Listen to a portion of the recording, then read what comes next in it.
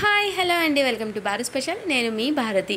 ఎలా ఉన్నారండి అందరూ? నేనైతే చాలా బాగున్నాను అండ్ మీ అందరు కూడా చాలా బాగుండాలని కోరుకుంటూ ఈ సమ్మర్కి మంచి హెల్దీ జ్యూసెస్ అలానే వాటర్ ఎక్కువగా కూడా తీసుకుంటూ ఉండండి. అండ్ అలానే మీకోసం ఈరోజు ఒక హెల్దీ అండ్ అలానే ఇన్స్టెంట్ బ్రేక్ఫాస్ట్ రెసిపీని చూపించబోతున్నానండి.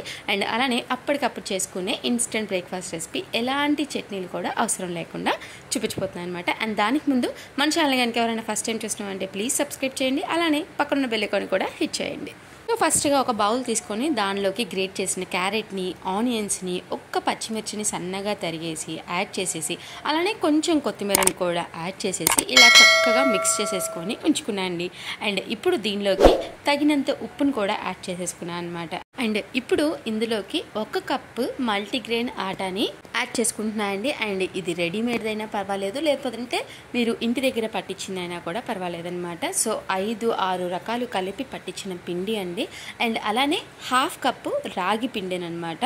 సో ఇలాగా రెండింటిని కూడా యాడ్ చేసుకున్నాను. సో ఈ రెండింటిని యాడ్ చేసుకున్న తర్వాత కొంచెం వాటర్ యాడ్ చేసేసుకొని ఇది బాగా కలుపుకుంటూ ఉండాలండి. అంటే ఉండలేమీ లేకుండా మధ్య మధ్యలో కూడా వాటర్ యాడ్ చేసేసుకొని ఇలాగా ఈ కన్సిస్టెన్సీ వచ్చేలాగా పిండిని అనేది కలుపుకోవాలండి.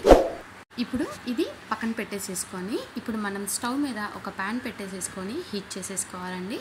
అండ్ మనం ముందుగా ప్రిపేర్ చేసిన పిండిని ఇలాగా హీట్ చేసిన ప్యాన్ మీద ఇలా చూపించిన విధంగా పోయాలి అండి. అంటే మనం రవ్వ దోశలు వేసుకుంటాం కదండి, అలాగా పోసుకోవాలన్నమాట. ఇలాగా దానిపైన అయితే స్ప్రెడ్ చేసుకుంటే చూసారా కొంచెం లైట్గా గరిటె తగిలేసరికి పిండి అనేది అతుక్కొని వచ్చేస్తుంది.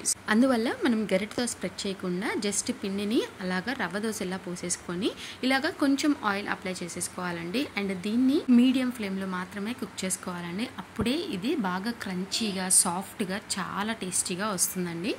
అండ్ ఇలాగ ముక్కలన్నీ యాడ్ చేసినప్పుడు ఏంటంటే మనకి చక్కగా సైడ్కి చట్నీస్ ఏమీ లేకుండా సేమ్ యాజ్ ఇట్ ఈస్గానే మనం తీసేసుకోవచ్చు. సో ఈ రెసిపీ కనుక మీకు నచ్చితే ఖచ్చితంగా ప్లీజ్ అయితే లైక్ చేయడం మాత్రం మర్చిపోకండి. అలానే మన ఛానల్ కనుక ఎవరైనా ఫస్ట్ టైం చూసినవారంటే కూడా ప్లీజ్ సబ్స్క్రైబ్ చేయండి.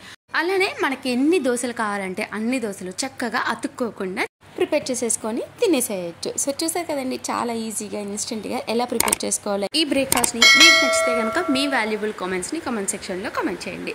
మరిన్ని హెల్దీ రెసిపీస్ కోసం మన ఛానల్ని తప్పకుండా ఫాలో అవ్వండి. Thank you for watching. Signing off మీ భారతి.